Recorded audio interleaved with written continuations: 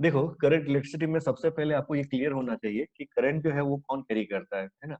अभी तक हम लोगों ने इलेक्ट्रोस्टैटिक्स में ये सब चीज़ों के बारे में कुछ नहीं देखा। हम लोगों ने सिंपली ये देखा कि भाई अगर किसी मेटल के सरफेस का पोटेंशियल, है ना? दूसरे मेटल के सरफेस के रिलेटिव अगर ग्रेटर रहता है, तो तुम्हारा चार्ज जो पॉजिटिव चार्ज है, वो फ्लो करता है from higher potential to lower potential.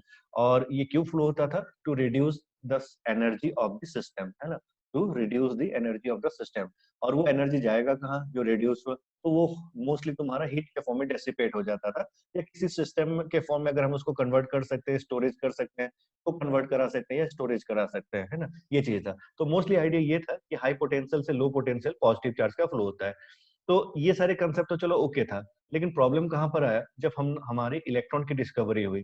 जब हमारी इलेक्ट्रॉन की डिस्कवरी हुई, तब पता चला कि भाई एटम के चारों तरफ तो इलेक्ट्रॉन घूमता रहता है, और जब तुम्हारा कोई इलेक्ट्रोस्टैटिक फोर्स मिलता है ना? किसी कंडक्टर को कोई इलेक्ट्रोस्टैटिक फोर्स मिलता है, तो बेसिकली वो इलेक्ट्रॉन्स होते हैं, है ना? जो नेगेटिवली चार्ज होते हैं, जो इलेक्ट्रॉन नेगेटिवली चार्ज होता है, वो एक्चुअली क्या करता है? वो मूव कर जाता है ना? तो इसी से फिर एक्चुअली तुम लोग को एक्चुअल चीज़ के बारे में समझ में आ गया होगा कि करंट जो है वो पॉजिटिव चार्ज तो कभी कंडक्ट कर ही नहीं सकता, क्योंकि पॉजिटिव चार्ज जो होता है वो प्रोटॉन्स होते हैं, और प्रोटॉन्स तो न्यूक्लियस के अंदर टाइटली बॉन्डेड रहता है, तो वो तो कभी तुम्हारा निकल के बाहर आ ही नहीं सकता है। जो भी कंडक्ट करेगा वो इलेक्ट्रॉन से करेंगे, है ना?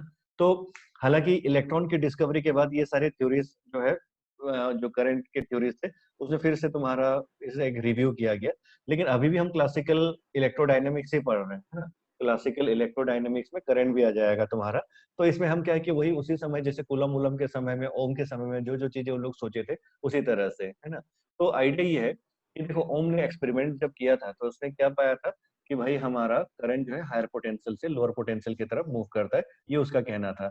लेकिन उसमें उसने करंट कैरिंग जो एंटिटीज़ थे, उसको उसने पॉजिटिव चार्ज या प्रोटॉन्स की तरह से इमेजिन किया था। मतलब ये पॉजिटिव चार्ज फ्लो होता है, ऐसा सोचा था। बाद में हमको क्लियर है कि बेसिकली नहीं, वो इलेक्ट्रॉन से जो नेगेटिव टर्मिनल से, है ना? Negative terminal of the battery से पॉजिटिव टर्मिनल की तरफ मूव करता है। तो ये तो पूरा ओवरव्यू था। तो पूरा चैप्टर में एक्चुअली हम इन्हीं सारी चीज़ों का डिस्कशन करेंगे, है ना? तो देख लो, ओवरव्यू में एक बार बता दिया क्या-क्या हम देखेंगे। पहले ओह्म्स लॉ देखेंगे, उसका क्लासिकल व्यू देखेंगे, है ना? फिर उसके बाद हम दूसरा जो है ये देखेंगे, रेजिस्टेंस के बारे में समझेंगे। रेजिस्टेंस का कॉम्बिनेशन और नेटवर्क जैसे कैपेसिटर में देखे थे, उसको समझेंगे, है ना? और उसके बाद फिर हमारा नेटवर्क का दूसरे लेवल में कैपेसिटर, रेजिस्टेंस वगैरह एक साथ आ जाएगा। नेटवर्क को समझने के लिए कुछ लॉज़ की ज़रूरत पड़ती है, जिसमें ओह्म्स लॉ और किरचॉफ लॉ दोनों यूज़ किया जाता है, ठीक? तो ये सारी चीज़ें रहेगा। उसके बाद फिर तुम्हारा जो है कुछ प्रिंसिपल्स रहते हैं तुम्हारा, या ये बोल दो एक तरह से नेटवर्क सॉल्विंग को लेकर के, है ना? कुछ सिमेट्री का कांसेप्ट रहता है, वो सब समझेंगे, जिसके अंदर तुम्हारा व्हिटस्टोन ब्रिज, है ना? प्रिंसिपल ऑफ इक्वल पोटेंशियल, ये सारी चीजें के कांसेप्ट आते हैं। तो अगर देखोगे तो इन जनरल पूरा ही टॉपिक जो है यहाँ पर सिर्फ और सिर्फ तुम्हारा मोशन ऑफ चार्ज पार्टिकल का ही है, और इसमें हम वही क्लासिकल चार्ज पार्टिकल का मोशन जो कि पॉजिटिव चार्ज है, इसी को कंसीडर कर रहे हैं और कुछ नहीं।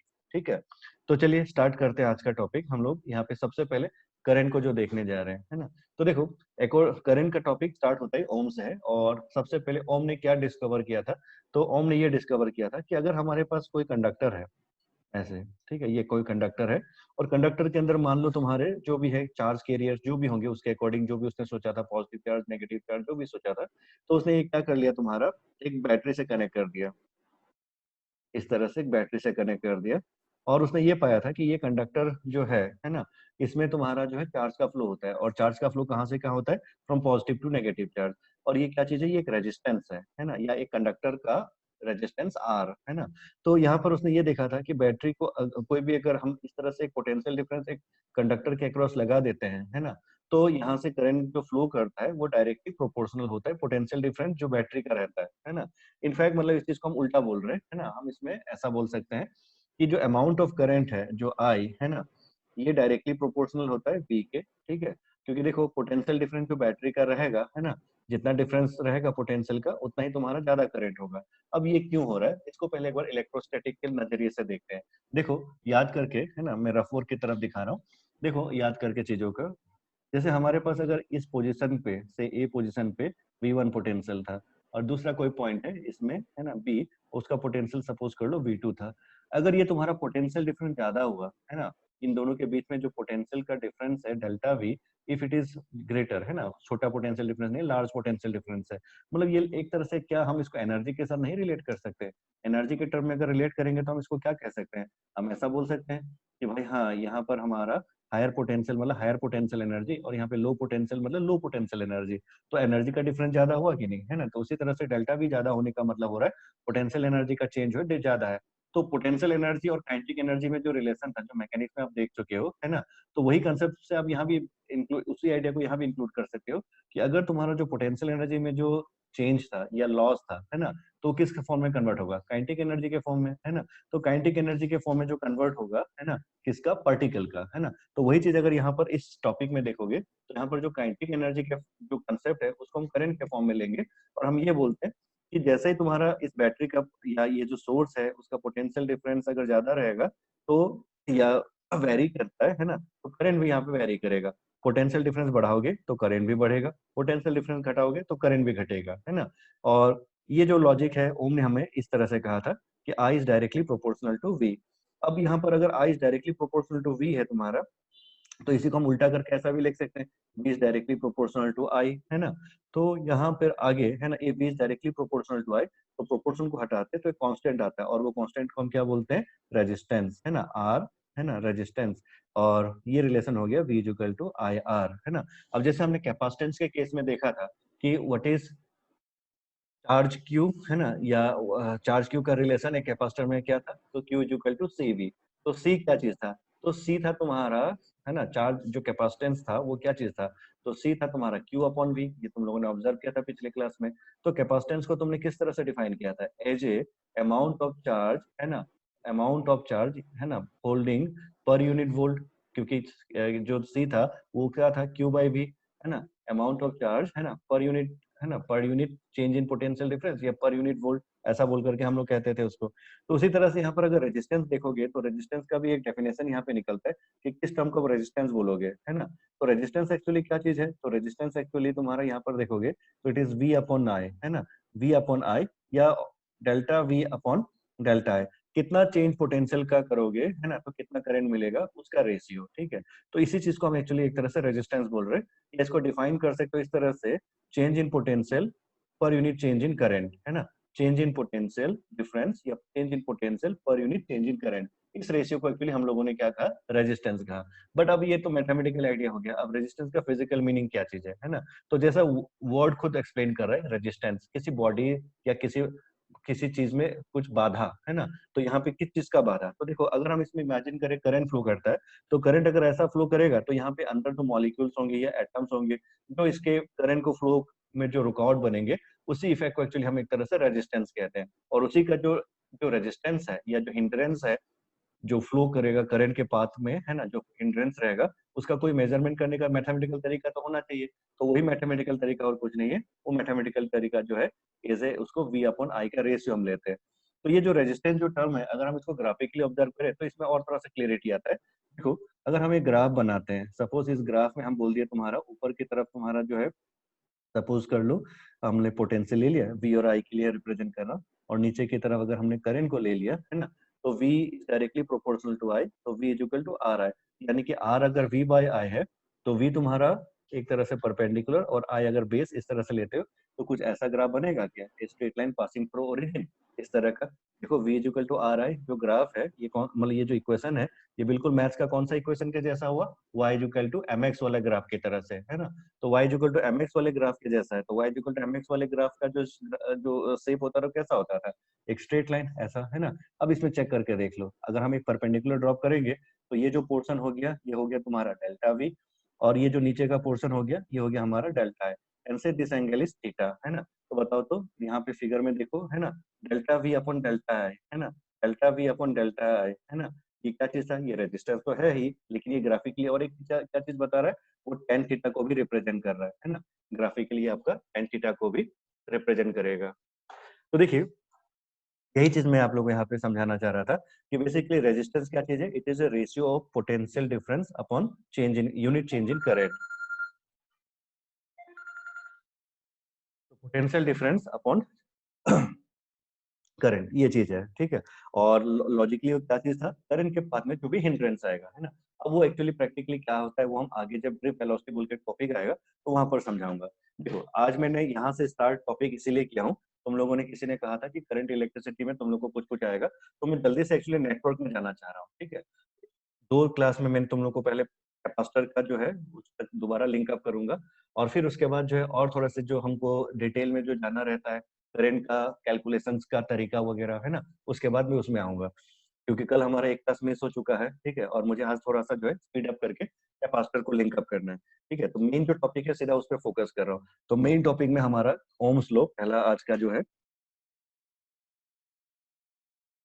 ओम्स लॉ, क्योंकि जिनके पास मॉड्यूल है तुम लोग अगर देखोगे तो मॉड्यूल में पहले चार्ज है ना, फिर उसके बाद चार्ज कैलकुलेशन ये सब चीजें दिखा रखा है। ठीक है, मतलब सॉरी चार्ज के करंट करंट कैलकुलेशन वगैरह दिखा रखा है। जिनके पास मॉड्यूल नहीं ले, मॉड्यूल नहीं अभी वो लोग आप लोग कलेक्ट कर लोगे, और जिनके पास मॉड्यूल है ना, तो तुम लोग थोड़ी देर के लिए होल्ड करना है ना, हम इस टॉपिक में आहिस्ते से आएंगे। तो देखो करंट इलेक्ट्रिसिटी में हमारा जो मेन रिलेशन था वो था Ohm's law V equal to R I, है ना। और इसमें अभी भी हमने क्या देखा, ग्राफिकली इसी चीज को अगर हम रिप्रेजेंट करते हैं तो हम इसमें V वर्सेस I का ग्राफ अगर बनाते हैं तो V वर्सेस I के ग्राफ में हमारा डेल्टा V अपॉन डेल्टा आई जो है वो रेशियो वाइज तो हम मैथमेटिकली टेन थीटा बोलेंगे, बट इसी टेन थीटा को हम और क्या रिप्रेजेंट कर सकते हैं, रेजिस्टेंस ऑफ द है ना सिस्टम भी हम रिप्रेजेंट कर सकते हैं, रेजिस्टेंस ऑफ द नेटवर्क है ना। तो रेजिस्टेंस अगर ग्रेटर रहेगा है ना, रेजिस्टेंस ग्रेटर होने का मतलब ये डेल्टा V बाय डेल्टा आई या V बाय आई का जो रेशियो ये ग्रेटर होना चाहिए, और ये रेशियो ग्रेटर होने का मतलब तुम्हारा थीटा ग्रेटर होगा, थीटा ग्रेटर होने का मतलब हो गया टेन टेन थीटा ग्रेटर होगा, और टेन थीटा ग्रेटर होने का मतलब क्या है, थीटा ग्रेटर है ना। तो ये जो कर्व ये जो ग्राफ है और क्या होगा, ऊपर की तरफ जाएगा। ठीक है, यहाँ पे एक फटाक से एक एग्जांपल है ना या नोट बोल करके एक एग्जांपल यहाँ पे देख लेते हैं। सपोज कर लो हमारे पास दो रेजिस्टेंस है, सपोज कर लो हमारे पास कर्व में दो रेजिस्टेंस है, ये हमारा वी आई कर्व है, यूजुअल वी आई कर्व या स्ट्रेट लाइंस जो होते हैं, और बोल दिया एक वाला रेजिस्टेंस R1 के लिए है और दूसरा वाला कर्व जो है रेजिस्टेंस R2 के लिए है ना। पहला वाला कर्व जो है R1 रेजिस्टेंस के लिए और दूसरा वाला कर्व या स्ट्रेट लाइन जो है R2 रेजिस्टेंस के लिए। अब तुम लोग को यहाँ से प्रिडिक्ट करना है कि कौन सा रेजिस्टेंस ग्रेटर है ना। साफ दिख रहा है तुम लोग को है ना, जिसका थीटा ज्यादा रहेगा है ना उसका टेन थीटा ज्यादा होगा, टेन थीटा ज्यादा होने का मतलब रेजिस्टेंस भी ज्यादा होगा, क्योंकि अभी भी हम लोगों ने जो ऑब्जर्व किया R is equal to V by I होता है ना, ओम्स लॉ में V is equal to I R होता है। तो V is equal to I R अगर है तो R can be represented as V by I, तो R can be represented as V by I है ना। तो R को अगर हम V बाई आई अगर रिप्रेजेंट कर सकते हैं या delta V by delta I represent कर सकते हैं, ये तो फिजिक्स वाला पार्ट हो गया। जैसे इसको हम ग्राफ में प्लॉट किए तो ग्राफ में प्लॉट किए तो हमको ये ग्राफ कैसा मिला, V बाई आई का ग्राफ हमको एक स्ट्रेट लाइन मिला, और इस स्ट्रेट लाइन में अगर डेल्टा V और डेल्टा आई को देखेंगे तो this is delta V and this is delta आई, और ये रेशियो को हम ज्योमेट्रिकली यहाँ पे टेन थीटा कह सकते हैं। यानी कि आगे से हम यहाँ क्या बोलेंगे, जिसका थीटा ज्यादा है ना उसका क्या होना चाहिए, टेन का वैल्यू ज्यादा होगा, पर टेन थीटा ज्यादा होने का मतलब रेजिस्टेंस भी ज्यादा होगा। यानी कि इन दोनों में फर्स्ट और सेकंड में किसका रेजिस्टेंस ज्यादा है, तो R1 is greater than R2 because R1 का स्लोप टेन थीटा है ना, इट इज ग्रेटर। ठीक है, तो देखो ओम्स लॉ में ज्यादा कुछ हमको समझने के लिए है नहीं, इट इज सिंपली है ना relation between potential and current, and the statement is है ना the amount of current is directly proportional या change in current है ना is directly proportional to change in potential, और जब रिलेट करेंगे इसको तो V is equal to R I, ये चीज हमको मिलता है। ठीक है, तो देखो ये तो ओम्स लॉ था तुम्हारा है ना। अच्छा, ओम्स लॉ के आगे जो दूसरा लॉ है वो है तुम्हारा किरचॉफ्स लॉ। ठीक है, पहले हम लॉ को डिस्कस कर लेते हैं। तो देखो किरचॉफ्स लॉ, किरचॉफ्स लॉ में हमको क्या देखना है। ठीक है, देखो किरचॉफ्स लॉ भी ना actually mathematical form of Ohm's law ही है, लेकिन एक नेटवर्क के लिए है ना। मैं इसको ऐसा देखता हूँ, किरचॉफ ने क्या कहा था, नेटवर्क को एनालाइज करने का कुछ इजी तरीका बताया था जो ओम ने नहीं बताया था है ना, लेकिन वो ओम के आइडिया के बेसिस पे ही था है ना। अब वो क्या था, चलो उसको फटाक से समझते हैं। तो करंट इलेक्ट्रिसिटी में पहला हमने ओम्स लॉ देख लिया, और देखो जिन लोगों का भी एग्जाम तुम लोगों ने कहा है तो उसमें ओम्स लॉ पूछा जा सकता है अगर करंट में आता है ना। तो इसका नोट्स तुम लोगों ने कलेक्ट कर लिया होगा है ना, जो सीबीएसई वाले नोट्स है वो मैं आज तुम लोग को डाल दूंगा, फिर से जिनके पास नहीं है वो कलेक्ट कर लेना ग्रुप इसमें से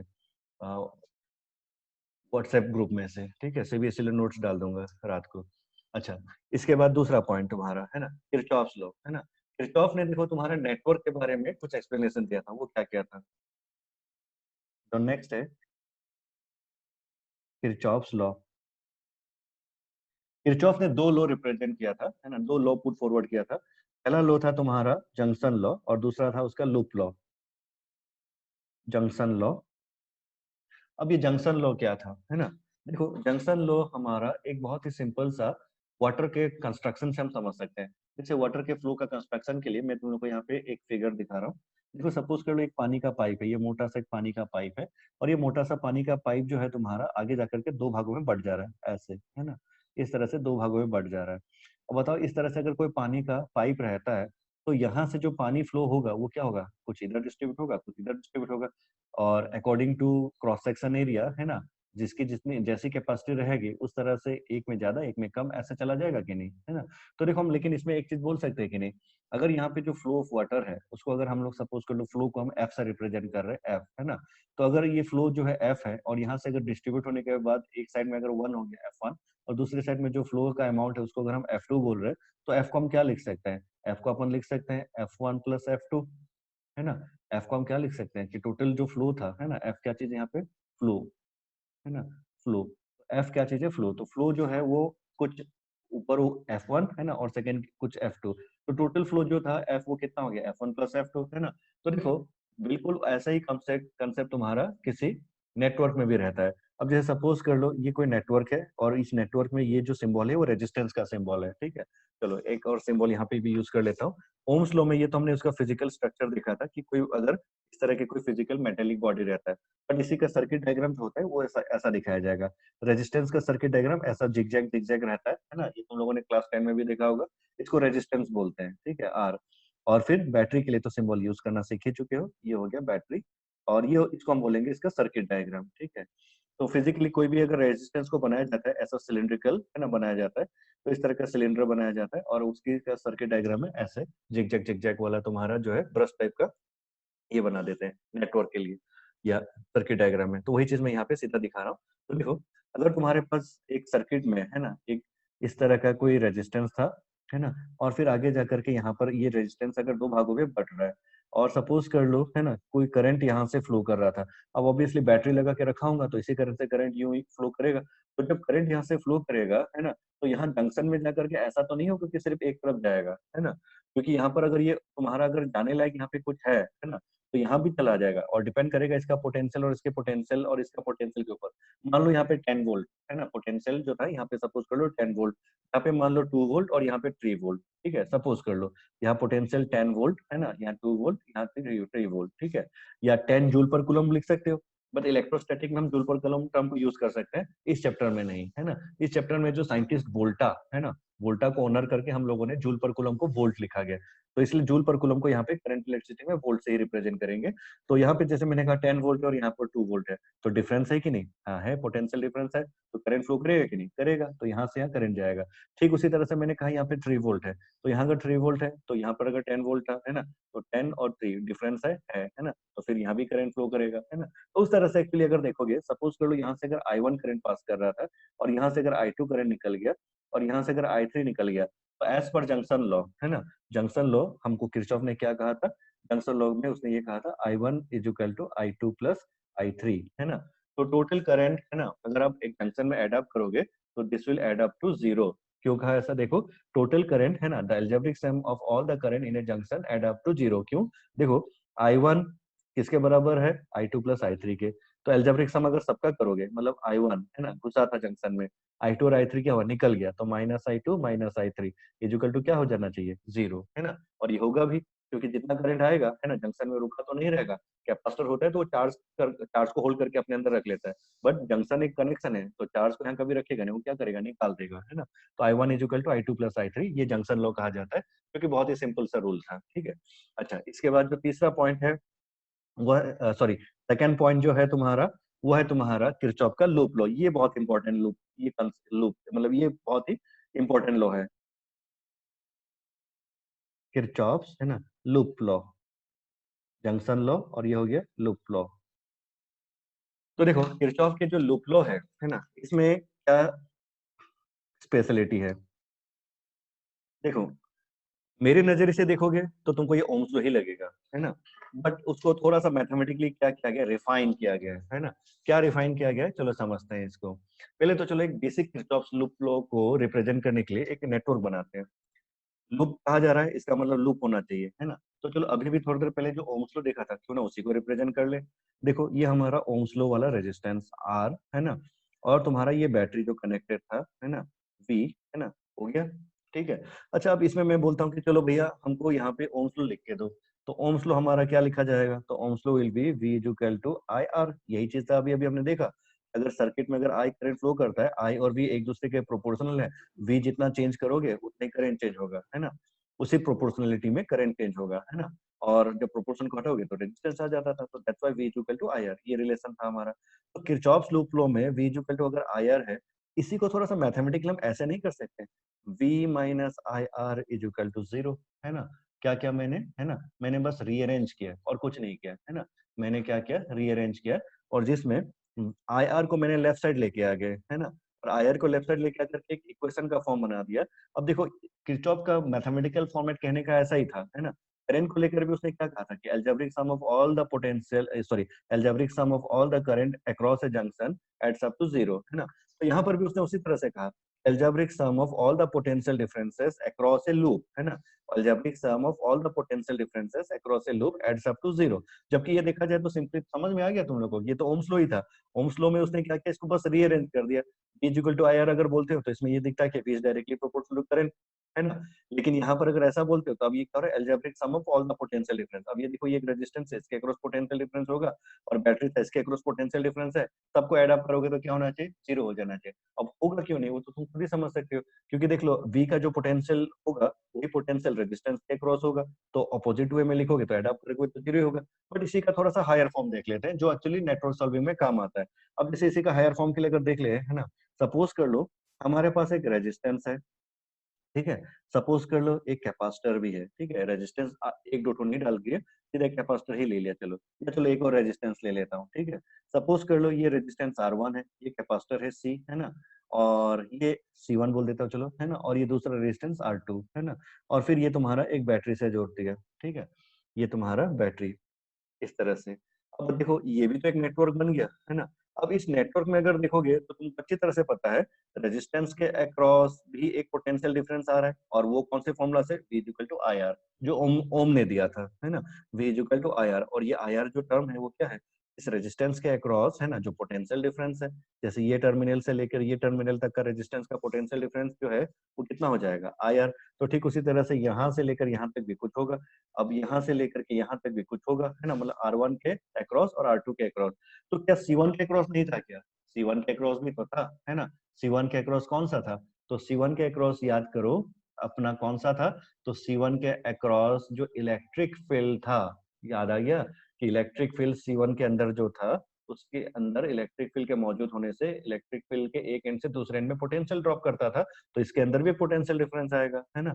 तो इसको कैसे रिप्रेजेंट किया जाएगा, तो देखो ये अगर पोटेंशियल V था, है ना, तो एज पर तुम्हारा किरचॉफ, है ना, इसमें भी हम जैसे अभी लिखे थे उसी तरह लिखेंगे, बट सबका इंडिविजुअली लिखा जाएगा।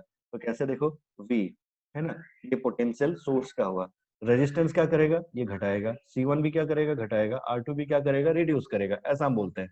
तो यहाँ पर ये जो है, अगर तुम इसको इक्वेशन वाइज पहले लिखना चाहो, देखो क्या ये ऐसा टाइप का इक्वेशन हम लोगों ने कैपेसिटर के फॉर्म में नहीं लिखा था, जिसमें हमने कहा था V equal to V1 plus V2 plus V3, है ना, जैसे इसका पोटेंशियल डिफरेंस को अगर V1 बोल दो, इसके अक्रॉस पोटेंशियल डिफरेंस को V2, इसके अक्रॉस पोटेंशियल डिफरेंस को अगर हम V3, ऐसा अगर हम बोल देते हैं, तो क्या हम इसको ऐसा नहीं लिख सकते हैं कि भाई V equal to V1 plus V2 plus V3, ये वैल्यू है ना। अब इनके रेस्पेक्टिव वैल्यू डालो, V क्या चीज है, तो सपोज कर लो इस पूरे नेटवर्क में, है ना, जिस वक्त हम एनालाइज कर रहे थे उस वक्त करंट अगर मान लो I था, है ना, तो V1 की जगह पे क्या लिखोगे, देखो करंट अगर यहाँ से I पास करता है, रेजिस्टेंस अगर इसका R1 है, तो V1 is equal to I R1, formula में देख लो, बेसिक फॉर्मूला जो ओम्स लॉ हमने ओम ने जो हमको दिया था, ओम्स लॉ में जो पाया था कि किसी रेजिस्टेंस के अक्रॉस जो पोटेंशियल डिफरेंस है वो क्या होता है, V इक्वल टू IR होता है ना। तो वही चीज है, तो यहाँ से अगर करंट I पास कर रहा था और रेजिस्टेंस अगर R1 है, तो इसके अक्रॉस पोटेंशियल डिफरेंस जो V1 है वो कितना हो जाएगा, I टाइम्स R1, तो I R1, है ना।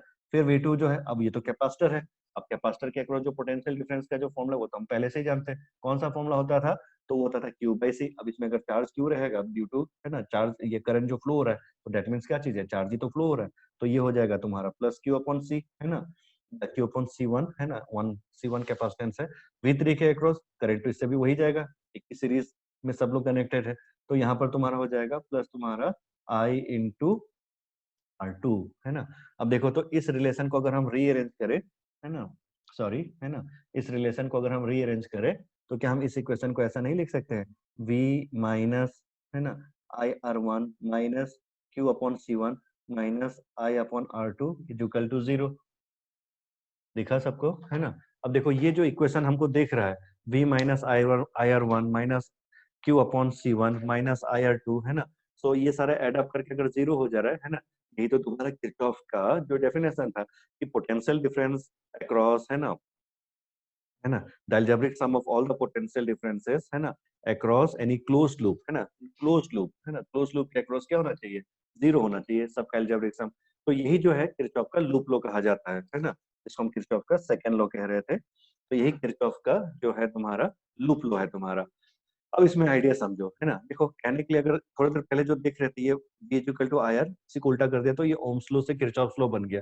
लेकिन देखो ओम्स लॉ का एक मतलब मैथमेटिकल डिसएडवांटेज क्या था, वो कैपेसिटर के लिए रिप्रेजेंट नहीं कर सकते थे, है ना।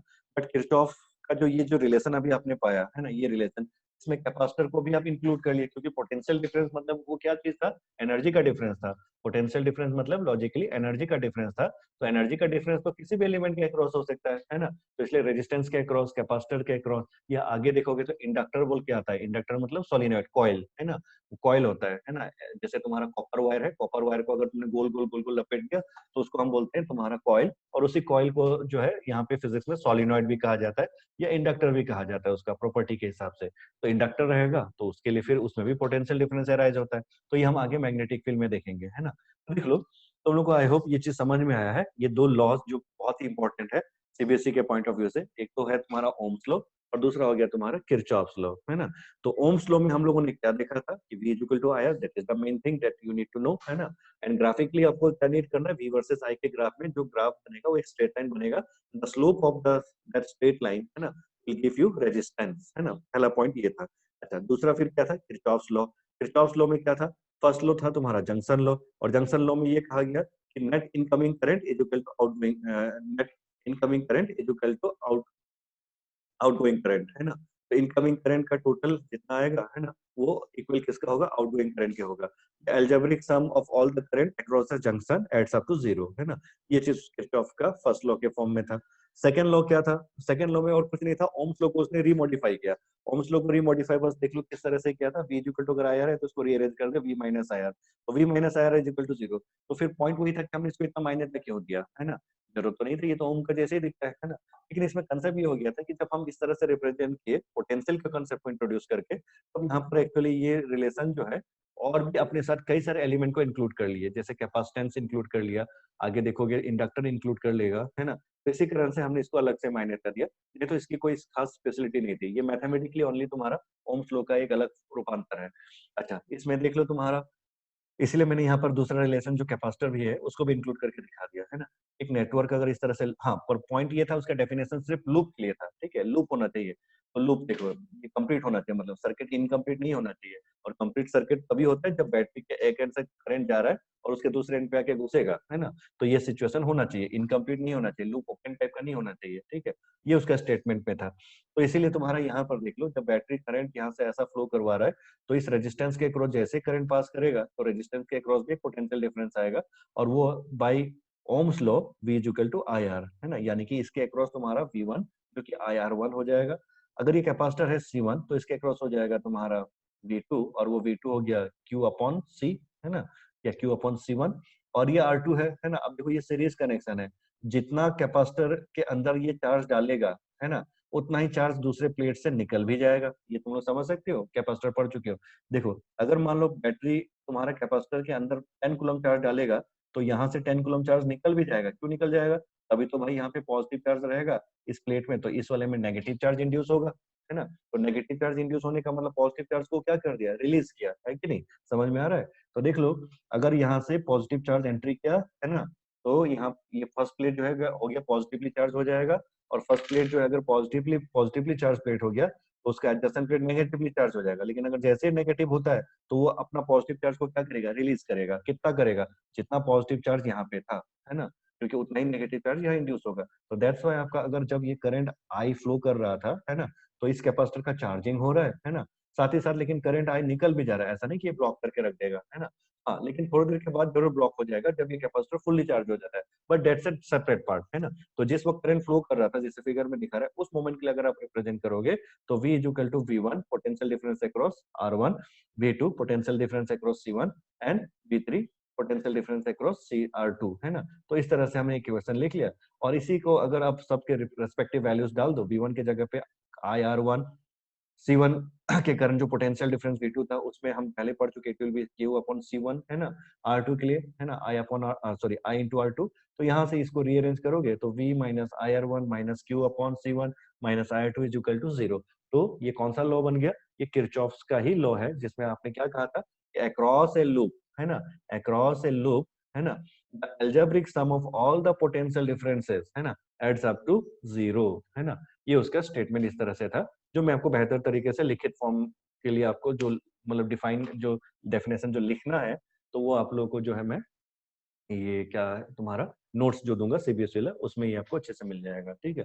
तो देखो बेसिकली इस पूरे चैप्टर में ये दो लॉ है। अब आगे बढ़ते हैं, ठीक है। अब पढ़ते हैं तुम्हारा रेजिस्टेंस का सीरीज पैरेलल में, ठीक है, रेजिस्टेंस का सीरीज और पैरेलल। देवेश, तुम लोग का कौन सा चैप्टर तक टॉपिक पूछा जाएगा टेस्ट में?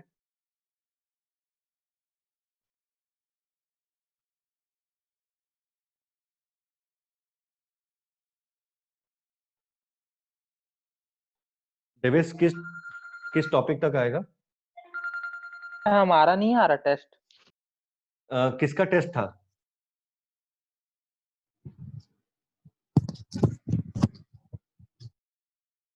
आदित्य, तुम लोग का टेस्ट है क्या? Yes sir. अच्छा, कौन से टॉपिक तक आ रहा है, बता दो एक बार। सर रेजिस्टेंस तक आ रहे हैं। अच्छा, रेजिस्टेंस तक ना, ठीक है। ये दो लॉ हो गया, ठीक है। और उसके बाद रेजिस्टेंस वाला टॉपिक देखो, नेक्स्ट ये ओम्स लॉ, किरचॉफ्स लॉ, और उसके बाद रेजिस्टेंस का टॉपिक अभी दिखा रहा हूँ, ठीक है। तो नेक्स्ट टॉपिक है combination of resistances. Ohm's law, Kirchhoff's law,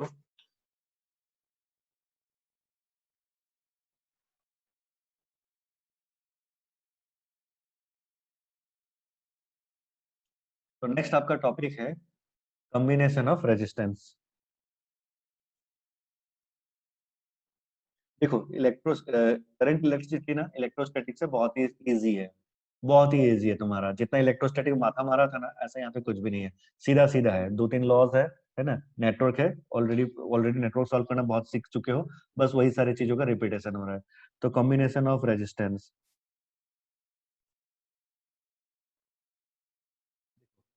जो हमने इलेक्ट्रोस्टैटिक में पढ़ा था ना, वही रिपीट हो रहा है। सबसे पहला सीरीज कॉम्बिनेशन वहां भी पढ़े थे, यहाँ भी सीरीज कॉम्बिनेशन, सीरीज कॉम्बिनेशन, ठीक है। सपोज कर लो तुम्हारे पास तीन रेजिस्टेंस है इस तरह से, क्या कॉम्बिनेशन हो गया ये? फिगर देख के समझ में आ गया, है ना। जैसे कैपेसिटर एक के बाद एक के बाद एक जुड़ा हुआ था, तो उसी तरह से ये सारे एक के बाद एक के बाद एक जुड़ा हुआ है, और बीच में कहीं से कोई जंक्शन वंक्शन नहीं निकला होना चाहिए, जैसे यहाँ से कोई तार, यहाँ से कोई तार, ऐसा कोई तार, ऐसा ना हो, है ना। तो ये R1 R2 R3, तो these are three resistances which are in series combination. अब मुझे ये बताओ, सबसे पहले हम इनको क्या करेंगे, एक बैटरी से कनेक्ट करेंगे, और इनके अक्रॉस जो पोटेंशियल डिफरेंस है उसको मेजर करते हैं। चलो सपोज कर लो, जो बैटरी था, सोर्स जो था, उसका पोटेंशियल डिफरेंस भी, है ना। तो सोर्स जो यहाँ पे करंट फ्लो कराएगा ऐसे, है ना, ऐसे। जो अभी ओम्स लॉ में हमने देखा कि बैटरी के कनेक्शन से तुम्हारा रेजिस्टेंस के क्रॉस करंट फ्लो फ्लो करता है, और करंट और पोटेंशियल डायरेक्टली प्रोपोर्शनल थे, जो अभी अभी हमने देखा वही चीज।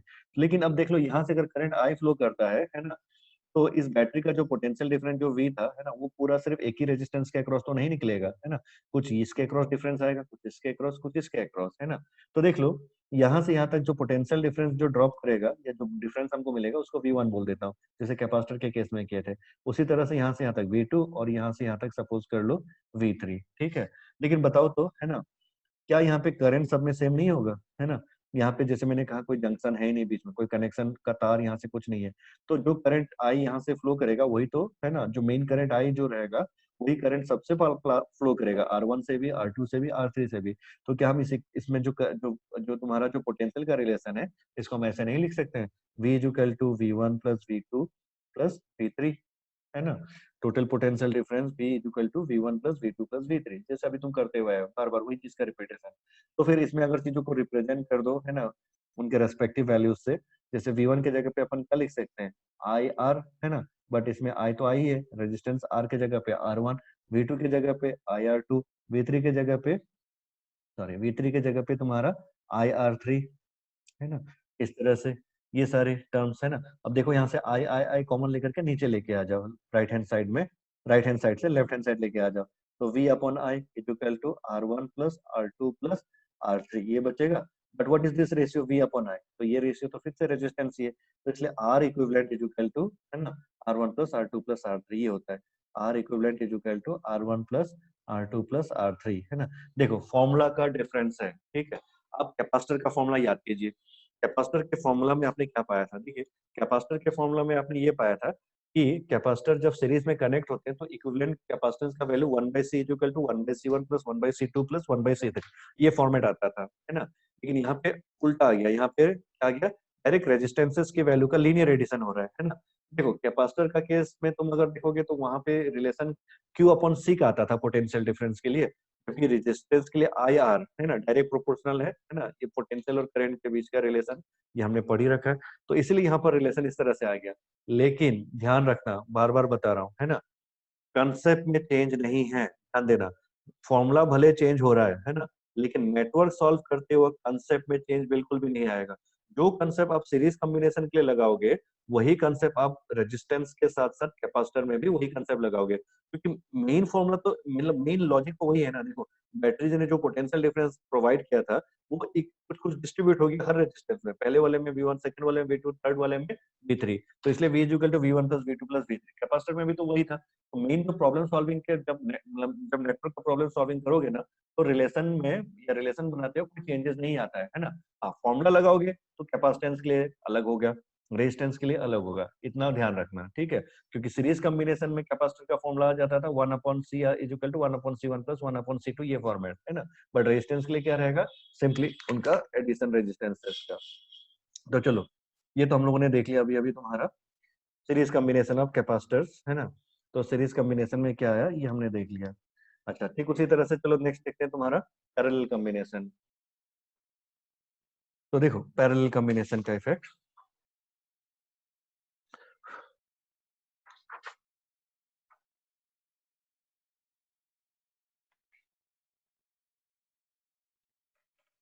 Number 2, parallel combination.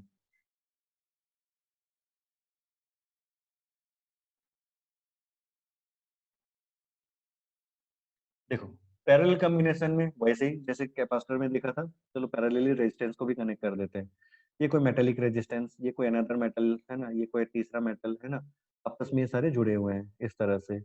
और ये स्ट्रक्चर देख करके तुम लोग को आई होप, है ना, सिमिलर लग ही रहा होगा जैसे कैपेसिटर के लिए करते थे उसी तरह से। फिर से जोड़ दिया इनको, किससे, एक बैटरी से जोड़ दिया, ये बैटरी से जोड़ दिया, और बैटरी का पोटेंशियल V, ठीक।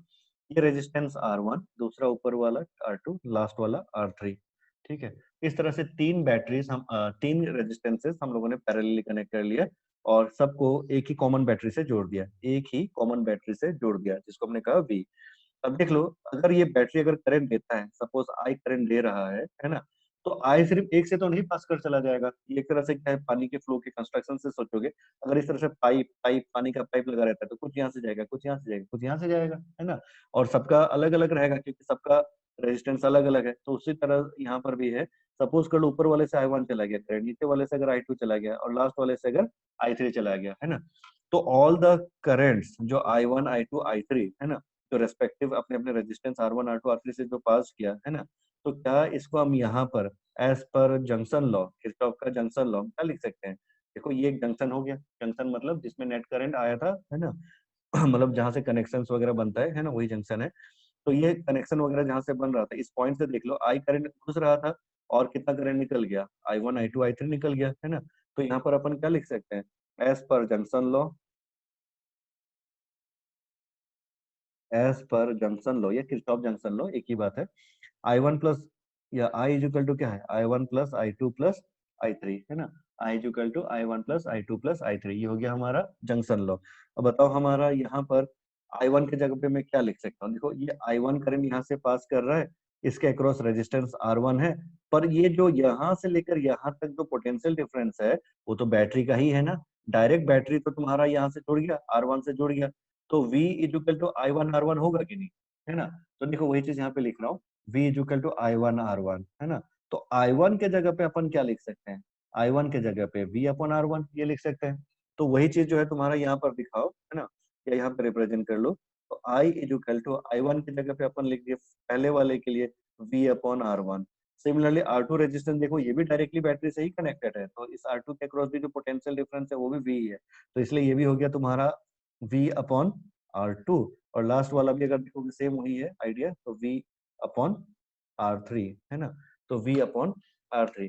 तो इस तरह से ये तीनों रेजिस्टेंसेस जो पैरेलली कनेक्ट है, तो उनका ये करंट का इक्वेशन जो हमने रिप्रेजेंट किया, एंड देन अगेन रेस्पेक्टिव उनका इक्वेशन करंट के एलिमेंट्स को अगर रिप्रेजेंट के V और R के टर्म में इस तरह से आ गया। तो यहाँ पे सबका V कॉमन था, तो V कॉमन बाहर निकाल दो, है ना। तो V कॉमन बाहर अगर ले लेते हैं, है ना, तो ये तुम्हारा जो रिलेशन है ये क्या बन जाएगा, I अपॉन V, है ना। V जो तुम्हारे यहाँ पे थे, तो ये सारे अगर कॉमन निकाल दिए तो ये तुम्हारा बन जाएगा, ये बन गया तुम्हारा I अपॉन V, और I upon V equal to कितना, 1/R1 plus 1/R2 plus 1/R3 ये बन जाएगा। और यहाँ से तुम्हारा I अपॉन V अगर 1 सेकंड फिर से ऑब्जर्व करो तो क्या चीज है, तो रेजिस्टेंस का ही रेशियो है इसका, लेकिन रेसिप्रोकल ऑफ रेजिस्टेंस, तो this is your 1 upon R, है ना। तो दैट्स व्हाई, है ना, तो ये आपका 1/R equal to I upon V equal to 1/R1 plus 1/R2 plus 1/R3 ये फॉर्म आपका ले रहा है ना। तो दैट्स व्हाई फाइनली आपका 1 upon R equivalent equal to 1 upon R1 plus 1 upon R2 plus 1 upon R3, ये फॉर्मूला हम लोग यूटिलाइज करते हैं किसके लिए, इक्विवेलेंट रेजिस्टेंस निकालने के लिए, है ना। बताओ बिल्कुल सेम सेम लॉजिक था कैपेसिटर और इस रेजिस्टेंस का भी, है ना, लेकिन सिर्फ फॉर्मूला का फाइनल रिजल्ट क्या है, चेंज है, ठीक है। तो देखो आई होप तुम लोग का क्लास जिनका टेस्ट है ना, यहाँ तक ही पूछेगा करंट इलेक्ट्रिसिटी में जैसे तुम लोगों ने मुझे बताया, तो इतना थ्योरी तुम लोग का कंप्लीट हो गया है ना। अब घुसते हैं तुम्हारा इसके अंडरस्टैंडिंग में, ठीक है। तो चूंकि आज हम लोगों ने यहाँ पर जो भी ये आइडियाज देखा, Ohm's law and Kirchhoff law, basically network को सॉल्व करने के लिए यूज किया जाता है, तो चलो नेटवर्क को ही समझते हैं अब, है ना। और नेटवर्क में अब हम लोग यहाँ पर एनालाइज करते हैं अपना कैपेसिटर और रेजिस्टेंस के आइडियाज को एक साथ।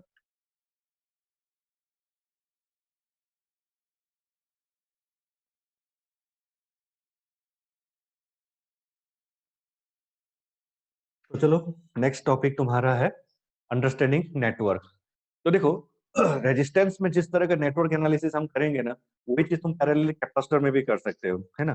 तो चलो सबसे पहले तो जो नेटवर्क हम अभी अभी सॉल्व करके आए हैं, है ना, उसी नेटवर्क का बिल्कुल हूबहू डिट्टो, है ना, कैपेसिटर में भी जैसे देख के है वैसे बिल्कुल डिट्टो चलो यहाँ पे भी देख लेते हैं।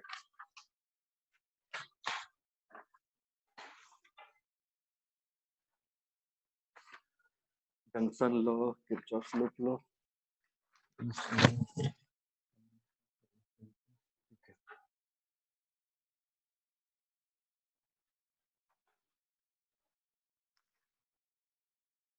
तो देखो नेटवर्क के बारे में आज जितना चीजें सिखा रहा हूँ ना, ये mostly only from CBSE point of view से, ठीक है।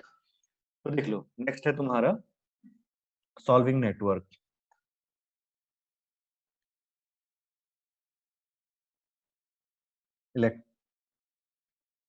नेटवर्क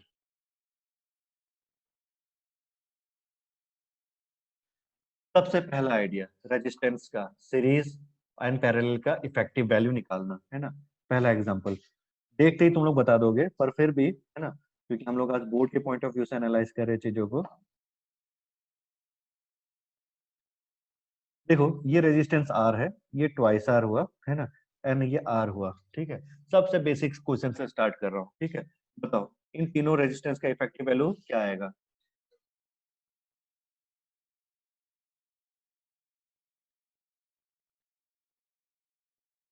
क्या ये आर और आर पैरेलल है, क्या ये आर और आर सीरीज है ना, या ये पाई ट्वाइस बाई आर और 3।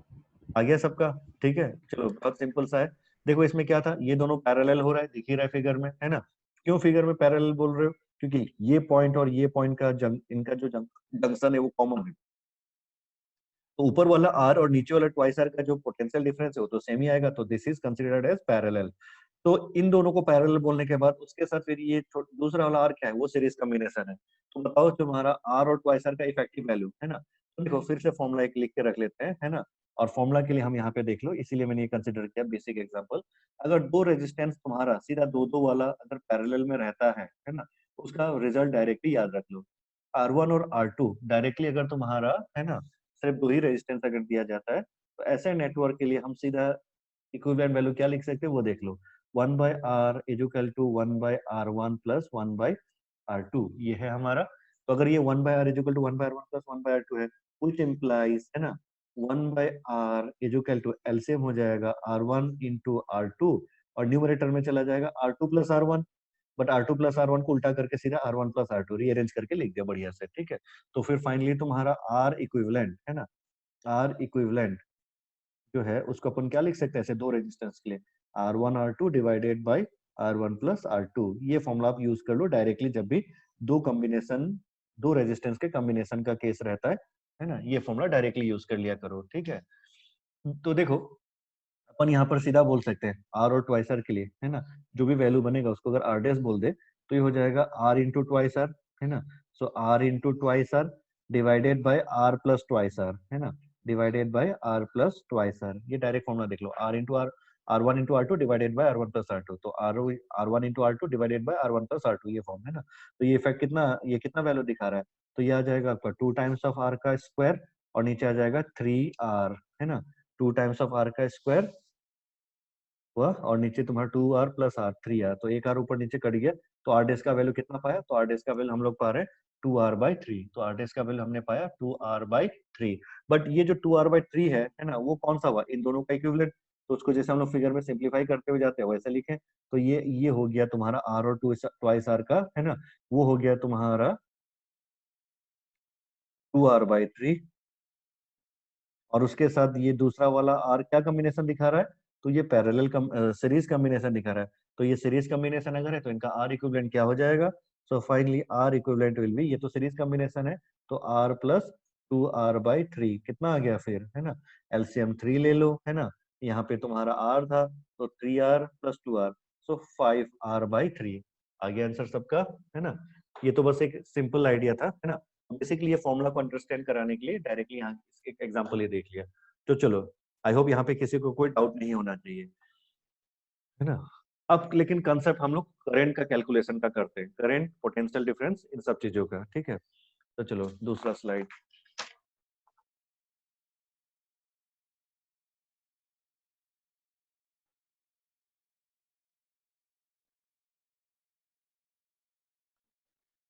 नेक्स्ट एग्जांपल तुम्हारा है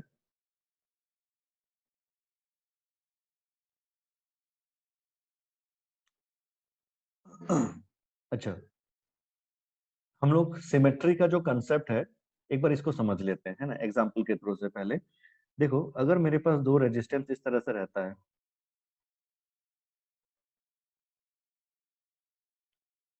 या और एक ले लेता हूँ, ठीक है, ये एक और ले लिया, 3,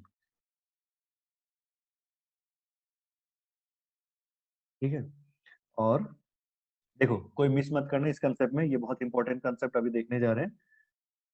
मान लो ये बता दिया गया ये जो बैटरी है 12 वोल्ट का है और तीनों रेजिस्टेंस की वैल्यू नहीं दिया गया, बस बता दिया they are all same, R, ठीक है। तीनों रेजिस्टेंस का मैग्नीट्यूड बराबर है और बैटरी का वैल्यू बता दिया 12 वोल्ट है ना। बिना कुछ कैलकुलेट किए है ना, बिना कुछ कैलकुलेट किए बताओ है ना, ये जो बीच वाला रेजिस्टेंस है ना, इसका ये जो बीच वाले जो रेजिस्टेंस है इसके क्रॉस पोटेंशियल डिफरेंस कितना होना चाहिए। सर 4। हाँ सर और कोई 4। 4 वोल्ट है ना, सर 4। बिना 4 वोल्ट बिना कैलकुलेशन करके दिख गया सबको, ठीक है। ये कंसेप्ट कौन सा हुआ, वही कैपेसिटर वाला कंसेप्ट जिसमें मैंने कहा था कि अगर इक्वल इक्वल कैपेसिटर लगाओगे तो हर कोई तो इक्वल इक्वल पोटेंशियल ड्रॉप करेगा। तो हर कोई अगर इक्वल इक्वल पोटेंशियल ड्रॉप करेगा है ना, तो इसी से हमने लॉजिक लगा लिया था है ना। अब यहाँ पे कोई चाहे तो वैसे ऐसा कैलकुलेट कर सकता है, देखो जिनके लिए है ना कैलकुलेशन जरूरी है, मान लो है ना लॉजिक से भी ज्यादा, तो उनके लिए मैं ऐसा दिखा देता हूँ। सपोज कर लो सर्किट में कोई करंट था और सपोज कर लो जो करंट था आई था है ना। तो अगर सपोज कर लो करंट अगर आई है तो तुम ऐसा लिख सकते हो, ये तीनों रेजिस्टेंस सीरीज कॉम्बिनेशन में है, तो टोटल रेजिस्टेंस हो गया कितना तुम्हारा 3R, है ना, टोटल रेजिस्टेंस हो गया 3R, है ना, और टोटल करंट जो है वो I, और जो पोटेंशियल डिफरेंस है वो कितना 12 वोल्ट, है ना। तो फिर तुम्हारा, है ना, करंट की वैल्यू क्या होगी, तो ओम्स लॉ से V equal to I R, मतलब अगर कैलकुलेशन करना पड़े तो ऐसा करेंगे, V equal to I R, है ना, तो I equal to V by R, है ना, तो आई पहले निकाल देते हैं, I equal to V by R. तो V की वैल्यू कितना थी, तो V का वैल्यू था 12 वोल्ट, है ना, V का वैल्यू था तुम्हारा 12 वोल्ट, है ना, V की वैल्यू था 12 वोल्ट, और फिर उसके बाद, है ना, रेजिस्टेंस का वैल्यू था 3R, तो 3R, तो फिर आपकी करंट की वैल्यू कैसा फॉर्म ले लेगा, तो करंट की वैल्यू ले लेगा 12/3 विच इज 4/R, है ना, 4/R, ये आ गया करंट की वैल्यू।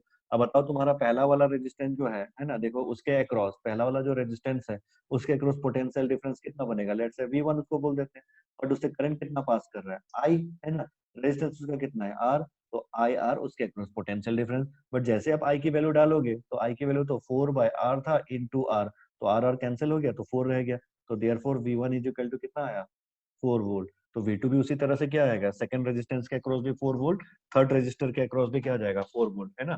तो बताओ ऐसा हम कैलकुलेट करें, नहीं, जरूरत नहीं है ना। लेकिन हाँ, ये चीजें मैंने इसलिए दिखाया कि ऐसे टर्म्स रह जाते हैं, है ना, अगर जब को रेजिस्टेंस की वैल्यू नहीं दिया जाता है तो इस तरह का टर्म रह जाएगा, है ना, 4/R ऐसा टाइप का करंट मतलब रह जाएगा। और करंट का यूनिट होता है एम्पियर, ये तुम लोग 10 से पढ़ते आए हो, है ना, तो ये एम्पियर, है ना, उसका यूनिट ये लिख दिया। तो देखो यहाँ पर जो रिलेशन है तुम्हारा,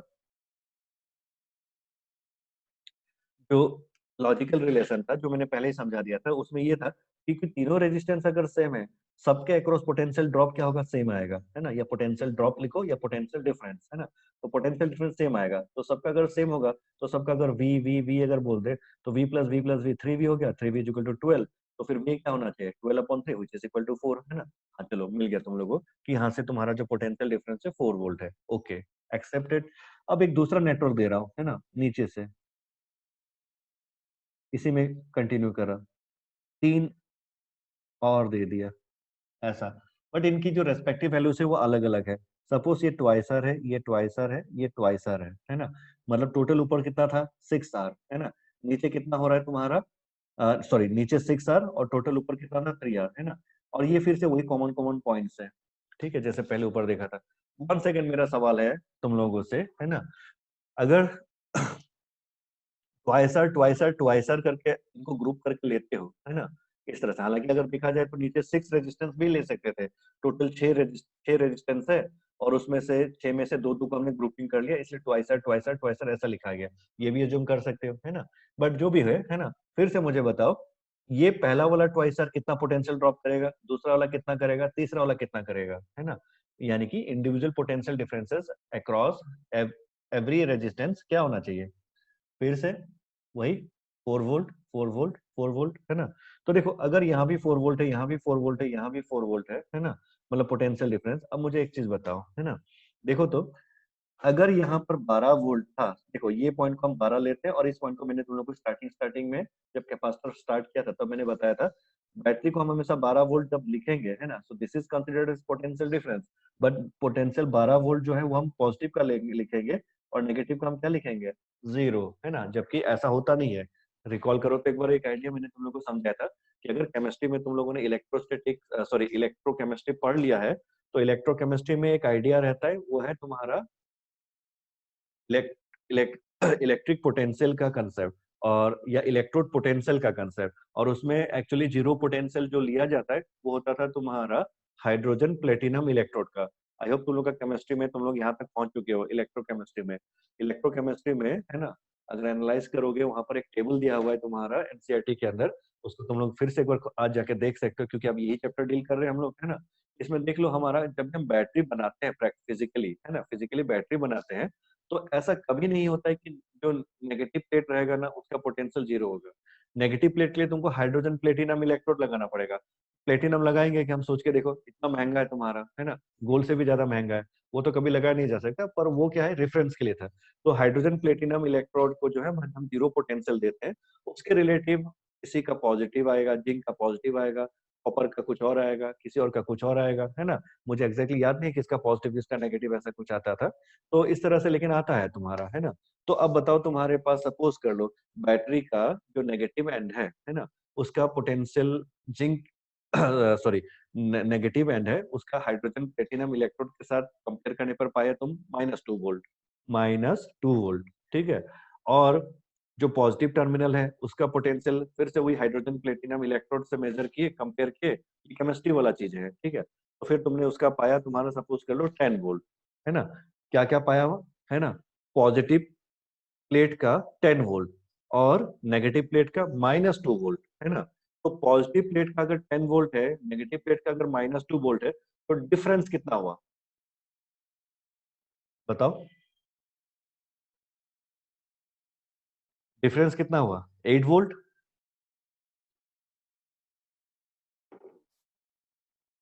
कितना? आवाज नहीं आ गया बता भावेश, देवेश। सर आवाज नहीं आया था, एक बार फिर से बताइए। हाँ मैं ये पूछ रहा था, देखो मान लो तुम्हारे पास ये जो 12 वोल्ट का जो हम बैटरी कहते हैं ना, है ना, एक्चुअली अगर तुम केमिस्ट्री में इलेक्ट्रोकेमिस्ट्री वाला चैप्टर अगर देखोगे ना, तो उसमें तुमको एक्चुअल डाटा मिलता है, और उस डाटा में अभी तुम चाहे तो देख सकते हो, नेक्स्ट टाइम में चलो मैं शेयर कर लूंगा केमिस्ट्री बुक से। अभी फिलहाल मैं तुम लोगों से बस ऐसे वर्बली डिस्कस कर रहा हूँ।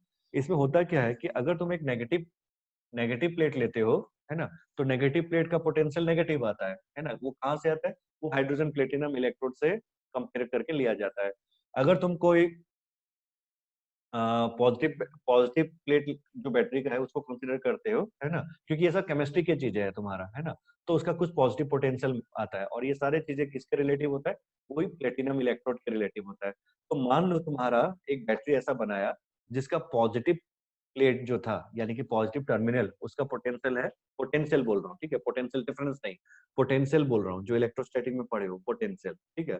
पोटेंशियल पॉजिटिव प्लेट का 10 वोल्ट है ना, और नेगेटिव प्लेट का -2 वोल्ट है, ठीक है। तो डिफरेंस कितना आ जाएगा पॉजिटिव से नेगेटिव प्लेट के बीच में जो डिफरेंस है, तो डिफरेंस कितना आ जाएगा? Sir 12 volt. बिल्कुल 12 वोल्ट। 12 वोल्ट। 12 वोल्ट, है ना। देखो डिफरेंस बोला जा रहा है, तो इसको तुम कैसे देख सकते हो भाई? 0 पॉइंट से +10 और 0 पॉइंट से पीछे -2, है ना। तो -2 से लेके +10 तक का जो डिफरेंस है, अगर वो देखोगे, वो तुम्हारा 8 वोल्ट तो हुआ नहीं, है ना, डिफरेंस थोड़ी हो रहा है वो, है ना। वो तो -2 से लेके 10 जाओगे तो -2 से 0, 0 से फिर 10, तो 12 का डिफरेंस आ रहा है ना। तो एक्चुअली इसीलिए हम जब डिफरेंस बोलते हैं तो इस तरह से एडअप हो जाता है वो, है ना। सो 10 वोल्ट और -2 वोल्ट, है ना, तो इनका डिफरेंस अगर बोलेंगे तो 10 माइनस और -2 ये होता है ना। तो 10 माइनस और -2 ये बन के 12 वोल्ट हो गया। लेकिन देखो फिजिक्स में हमको ये केमिस्ट्री वाला चीज की नीड नहीं रहती है, क्योंकि हमको पोटेंशियल डिफरेंस से मतलब है, ना कि इंडिविजुअल प्लेट का पोटेंशियल से। तो इसीलिए हम बैटरी का क्या कंसिडर करते हैं, देखो अगर हम 12 वोल्ट का पोटेंशियल डिफरेंस बोल तो रहे हैं, है ना, हम 12 वोल्ट का पोटेंशियल डिफरेंस बोल तो रहे हैं, लेकिन लिखेंगे किस तरह से? नेगेटिव प्लेट को 0 असाइन कर देंगे और पॉजिटिव प्लेट को 12, है ना। अल्टीमेटली डिफरेंस तो अभी भी 12 ही है ना, तो डिफरेंस स्टिल तुम्हारा 12 ही रह गया, है ना। इस तरह से हम कंसिडर करते हैं, ठीक है। तो अब मुझे ये बताओ, जैसे तुम लोगों ने अभी अभी थोड़ी देर पहले कहा था, ये ऊपर के जो आर आर रेजिस्टेंस है, इन सभी का potential drop 4 volt 4 volt 4 volt रहेगा। तो बताओ, तो ये एक साथ 2R को मैं जो कंसिडर किया, ये 2R ये 2R, तो इनका भी क्या 4 4 वोल्ट ही नहीं होना चाहिए? ये अलग हो जाएगा? ऊपर का अगर 4 वोल्ट है तो नीचे का 8 वोल्ट हो जाएगा, ऐसा होगा क्या? ऐसा हो जाएगा तो फिर गड़बड़ी हो गया। ऊपर अगर ये 4 + 4 + 4 12 हो जाएगा, तो ट्वाइस सर्किल अगर तुम 8 वोल्ट बोलते हो तो 8 + 8 + 8 तो ये तो 24 आ जाएगा। 8 3 24, हाँ, तो ये तो 24 आ जाएगा, ऐसा तो हो नहीं सकता, है ना। तो एक्चुअली हो क्या रहा है यहाँ पे, है ना।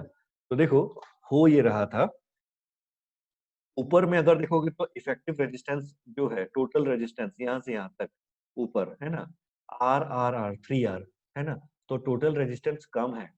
नीचे देखोगे तो 2R + 2R + 2R total 6R, तो 6R होने का मतलब रेजिस्टेंस तो बहुत ही ज्यादा हो गया, है ना।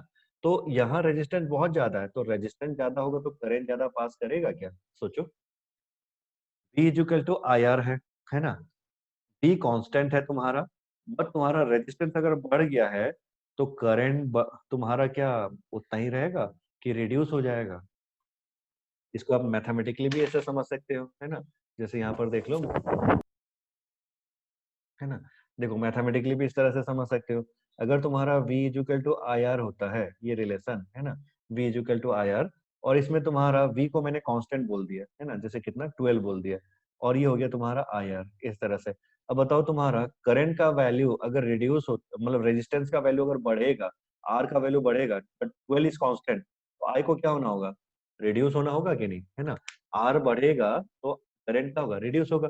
और ये स्वाभाविक भी है, तुम सोच के देख लो, रेजिस्टेंस मतलब क्या चीज है? रुकावट।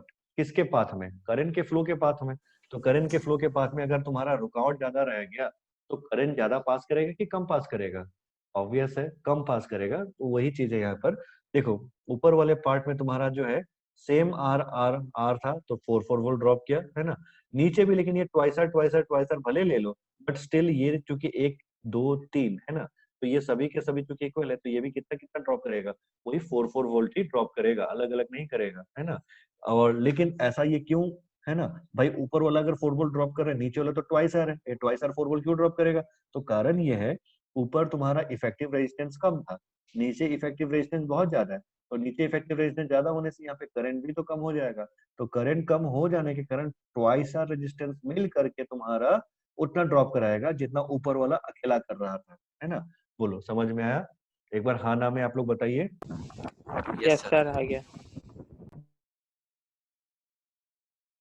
क्या थी, समझ में आया? चलो, किसी को अगर डाउट नहीं है, अब मैं दूसरा पॉइंट पे लेके जा रहा हूँ, है ना? तो बताओ मुझे, है ना, ये जो बीच का जो रेजिस्टेंस है, देखो कनेक्ट कर दिया एक बीच में, ठीक है, ए से बी एक रेजिस्टेंस कनेक्ट कर दिया, फिर ये है तुम्हारा सी और ये डी, एक और रेजिस्टेंस यहाँ कनेक्ट कर दिया, है ना? इनका नाम दे दिया R1 और इसका नाम दे दिया R2, ठीक है? बताओ R1 और R2 से कितना कितना करंट पास करेगा? R1 और R2 से कितना कितना करंट पास करेगा कि नहीं करेगा?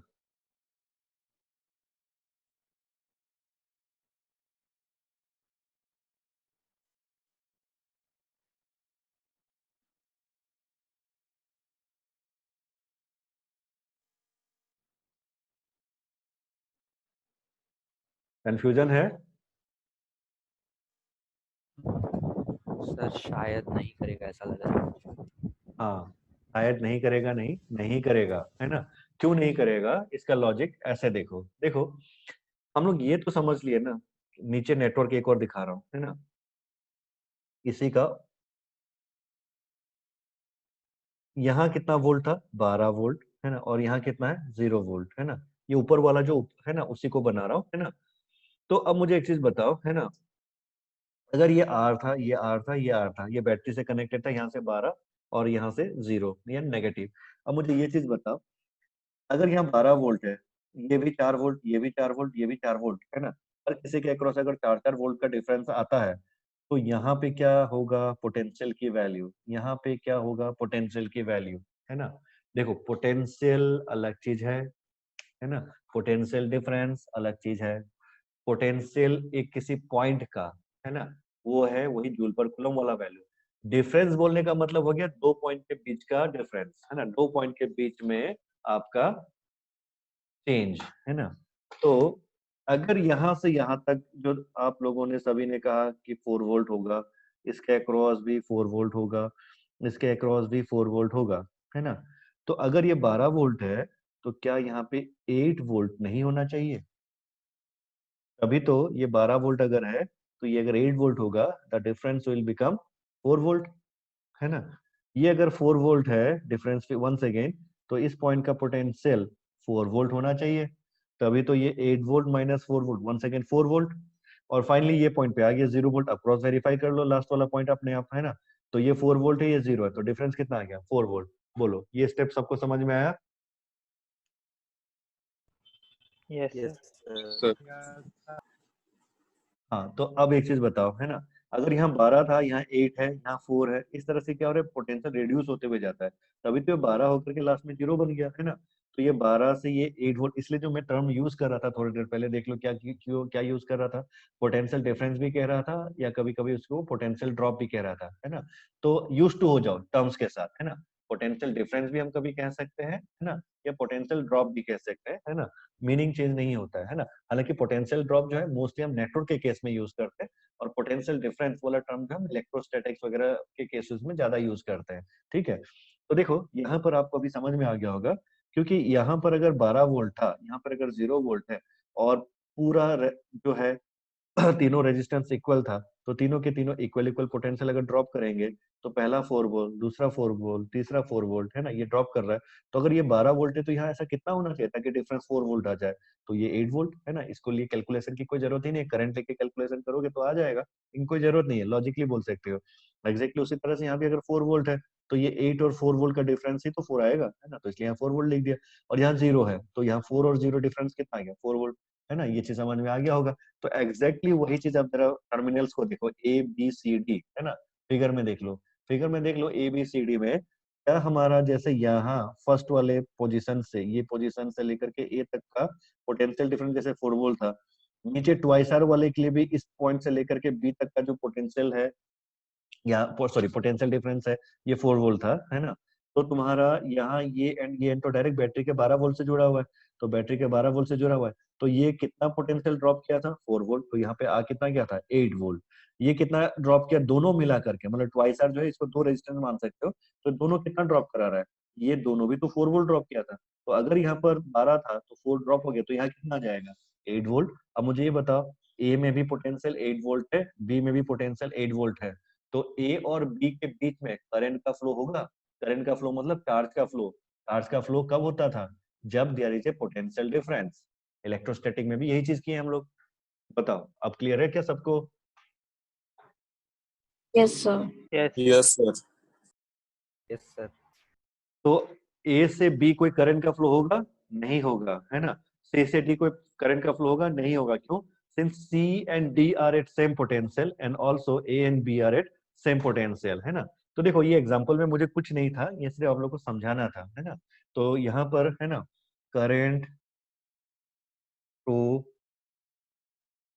R1 एंड, इसलिए मैंने नेटवर्क को पहले नहीं बनाया था, नहीं तो कंफ्यूज हो जाते हैं हम लोग सभी, तो इसलिए मैंने स्टेप स्टेप में दिखाया। तो current through R1 and R2 is 0, है ना। Current through R1 and R2 is 0, है ना। क्यों 0 है, एज, है ना, potential at A and B are, है ना, same, and for C and D is also same. बोलो समझ में आ गया। Current through R1 and R2 is 0, है ना। Current through R1 and R2 is 0 as potential at A and B are same and for C and D is also same, है ना। या इसको ऐसा ही बोल सकते थे, A एंड B के बीच में पोटेंशियल डिफरेंस कितना है, 0। पोटेंशियल सेम अगर है तो पोटेंशियल डिफरेंस कितना हो जाएगा, 0। तो स्टेटमेंट पे ये भी लिख सकते थे, as potential difference between A and B is 0, है ना, and same for C and D is 0। बोलो समझ में आया। Yes, sir. तो एकदम जल्दी जल्दी से फिर, है ना, फटाफट, है ना, मैं आज तुम लोग को थोड़ा सा जल्दी छोड़ रहा हूँ, एक छोटा सा क्वेश्चन फटाक से कर दो तो।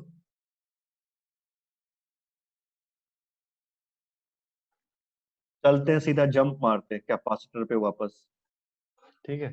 सीधा जंप मार रहा हूँ कैपेसिटर में, और बना दिया ये सी, नीचे भी तुम्हारा 2 ठो, 2C, और बीच में से भी एक तुम्हारा 3C। सवाल है फाइंड C इक्विवेलेंट। चलो फटाफट, फाइंड C इक्विवेलेंट।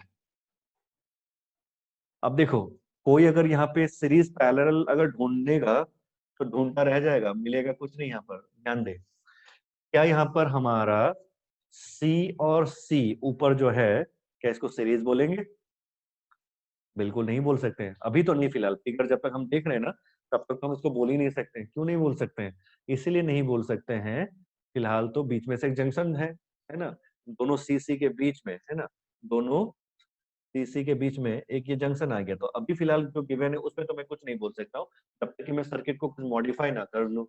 नीचे अगर देखोगे तो 2C है, तो यहाँ पर भी बीच में अगर देखो ये जंक्शन है, तो इनको भी अभी तुम कुछ बोल नहीं सकते हो कि सीरीज है क्या, ऊपर नीचे ये दोनों पैरेलल बोलोगे क्या?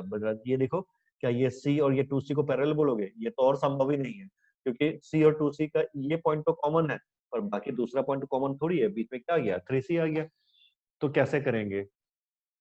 आंसर सिंपल है, लॉजिक से लगाओगे तो तुरंत निकलता है, सॉल्व करने जाओगे तो नहीं निकलेगा। बताओ क्या कर सकते हैं इस क्वेश्चन का?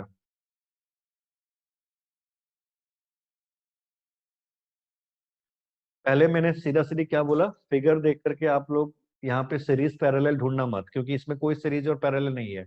हाँ, अगर कुछ मॉडिफाई कर सकते हो इक्वेशन को तब सीरीज पैरेलल दिख जाएगा, है ना। तो मॉडिफाई करना कर सकते हो, है ना, मॉडिफिकेशन के लिए यू आर फ्री।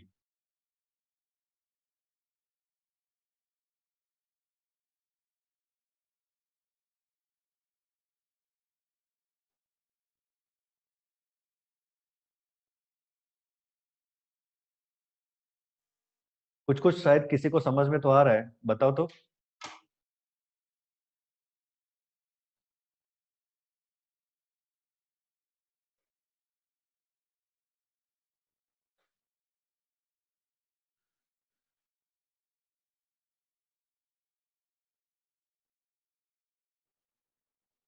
देवेश, ख्याति, कुछ बोलोगे?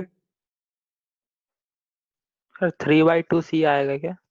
अच्छा, क्या लॉजिक लगा है वो बता दो। सर वो 3C कैपेसिटर में पोटेंशियल 0 होगा। हाँ बिल्कुल सही है, 3C कैपेसिटर में पोटेंशियल डिफरेंस 0 रहेगा। और किसने तो पकड़ा ये इसको बात? ठीक है, सही है फिर, है ना। और कौन कैच किया? शशांक, सही है, चलो। ख्याति, समझ में आया था ये?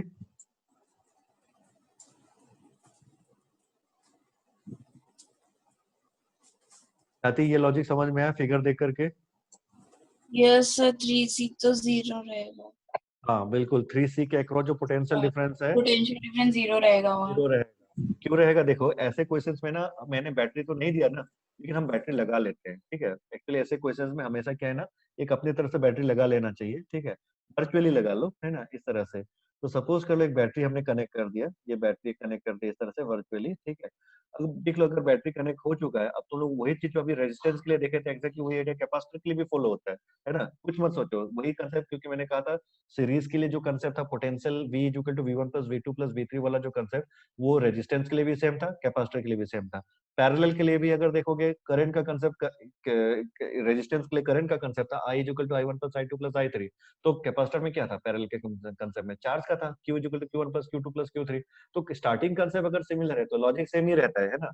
लेकिन हाँ, फॉर्मूला बाद में चेंज हो गया, वो because of other mathematical reasons, है ना, वो फिजिकल रीजन नहीं था। तो देखो, यहाँ पर आप सीधा सीधी वही बोल सकते हो कि ये सी और ये सी, है ना, और नीचे 2C और 2C, भले जैसा भी नेटवर्क बैटरी से जुड़ के क्यों ना रखा हो, अगर ये इस तरह का रेशियो में है ना, या ये जो कंसेप्ट है इसको हम बाद में व्हीटस्टोन ब्रिज बोलते हैं, है ना। ये जो कंसेप्ट है इसको हम व्हीटस्टोन ब्रिज कहते हैं, जो अभी हम लोग करंट इलेक्ट्रिसिटी में आगे देखेंगे। बट तुम लोग को बिना कोई नाम लिए तुम लोग ये समझ चुके होंगे कि इसका पोटेंशियल ड्रॉप और इसका पोटेंशियल ड्रॉप सेम रहेगा, है ना। इसका भी पोटेंशियल ड्रॉप नीचे और इसका भी पोटेंशियल ड्रॉप जो है वो सेम रहेगा। तो हेंस इस पॉइंट्स, ये जो पॉइंट है, इन दोनों पॉइंट के पोटेंशियल सेम रहेंगे। और अगर इन दोनों पॉइंट के पोटेंशियल अगर सेम रहेंगे तो ये 3C जो है इसमें किसी तरह का कोई चार्ज रहेगा ही नहीं। और अगर कोई चार्ज नहीं रहेगा तो उठा के बाहर फेंक दो इसको, है ना। यानी कि इसका नेटवर्क जो है, अगर आप सिंप्लीफाई करो तो इसको आप सिंपली ऐसे बना सकते हो, जब उसमें चार्ज ही नहीं रहेगा तो काहे का सीरीज पैरेलल, है ना। ये लॉजिक होता है। तो किसी तरह का अगर सीरीज पैरेलल का कोई कंसेप्ट नहीं है तो इसीलिए हम इसको ऐसा रिप्रेजेंट कर दिए, ये कर दिया, बीच वाले को हटा दिया। तो बताओ, ये सी और ये 2C और ये 2C। अब बताओ, ये सी और सी क्या कॉम्बिनेशन है? सीरीज है। तो इसका नेटवर्क फिर से चलो बना लो, ये तो आपको बनाना मैंने उस दिन सिखाया था। ऐसे चीजों में डायरेक्टली लिखने का क्या तरीका समझाया था, याद है कि नहीं? है ना। 2 ठो है सी तो सीधा C/2 कर दो। 3 ठो होता है ना तो C/3 कर दो। तो वही चीज है यहाँ पर, सीधा सीधा एक ही बार में अगर करोगे तो C और C का सीरीज कॉम्बिनेशन क्या आ जाएगा? C/2, क्योंकि रेशियो रिलेशन कैसा था 1/c is equal to 1/c1 plus 1/c2, है ना। तो इसलिए 1/c प्लस 1/c ये फॉर्म आ जाएगा, है ना। ये सब चीजें अभी क्या है कि प्रॉब्लम सॉल्व करके करके तुम लोग की भी स्पीड बढ़ा दूंगा मैं, है ना, इस तरह का फटाफट रिजल्ट। तो इसलिए CC है तो सीधा 1/c plus 1/c is equal to 2/c, तो उल्टा कर दिया तो C/2, तो इसलिए वही C/2 सीधा, ठीक है। तो इसका भी उसी तरह से 2C है तो 2C/2, है ना। तो 2C/2 करोगे तो कितना आ जाएगा C, ये आ गया। 3 2C होता तो कितना लिखते, तो 2C/3, है ना, ये आ गया। अब बताओ ये C/2 और ये C, ये क्या कॉम्बिनेशन दिखा रहा है भैया, ये तो पैरेलल देख ही रहे आप, है ना। तो C/2 प्लस C क्या हो गया 3C/2। तो finally therefore C equivalent is equal to C plus C/2 which is equal to 3C/2। This is your final answer. Pooja देख लो एक बार, आवाज आ रही है।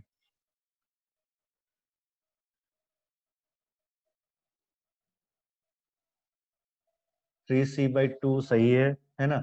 आदित्य आपका गलत आ गया, 3C/4 कैसे आ गया, अच्छे से कैलकुलेट नहीं किया। हाँ सर, अभी अभी आया मेरा। जल्दी जल्दी कैलकुलेट मत करो, ठीक है। तो चलो मैं नेटवर्क का आगे तुम लोग का जो है क्लास लेने जा रहा हूँ। अच्छा ये बताओ आदित्य, इतना तक टॉपिक तक हो जाएगा ना तुम लोग का स्कूल के लिए? हाँ यस सर। सर, हो जाएगा। ठीक है। तो नेक्स्ट क्लास में फिर से हम लोग वापस इलेक्ट्रोस्टैटिक्स पे आ रहे हैं, ठीक है। वापस हम लोग सभी फिर से इलेक्ट्रोस्टैटिक्स में आएंगे, और इलेक्ट्रोस्टैटिक्स का सेकंड लेवल, है ना, जिसमें हम जो है अब जो ये लॉस को सीख चुके हैं जब, है ना, तो इसी क्वेश्चन से समझ लो हम लोग उतर चुके हैं। तो सेकंड पार्ट ऑफ कैपेसिटर उसमें हम देखेंगे, ठीक है। तो आज यहीं पे रखता तुम लोग को, नेक्स्ट क्लास में मिलते हैं परसों। अरे नहीं रुको, एक बात बताओ, है ना, ग्रुप में सभी लोग ये बताओ, मुझे सजेस्ट करो, MWF का स्लॉट तो अपना वही रहेगा, है ना। TTS वाले स्लॉट के लिए तुम लोग सजेस्ट करो, क्योंकि बाद में तुम लोग का सर लोग के साथ क्लासेस ना होता रहे। सेकेंड हाफ में कैसे लोगे, या मॉर्निंग में लोगे, है ना, क्योंकि मॉर्निंग में अगर देखो ख्याति का मॉर्निंग में क्लास होता है, स्कूल चलता है उन लोगों का, ऐसा बता रही हो, है ना। तो तुम लोग खुद डिसाइड करके ना एक बार आपस में, है ना, ग्रुप में कुछ पॉसिबल टाइम्स मुझे बताना, ग्रुप में सजेस्ट करो। तो अभी डिस्कस नहीं करते हैं इसको आप, है ना, आप लोग ग्रुप में अपना अपना टाइम सजेस्ट कीजिए।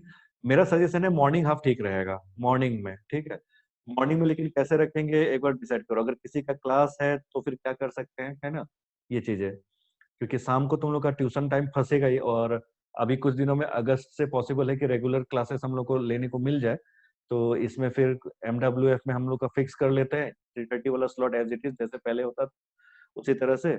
और अल्टरनेट तुम लोग का बायो या केमिस्ट्री या जो भी रहेगा उस तरह से, है ना, और बायो मैथ्स या बायो केमिस्ट्री जो भी रहेगा, है ना। MWF का तो अपना वही स्लॉट फिक्स कर लो जो अभी हम लोग चला रहे हैं।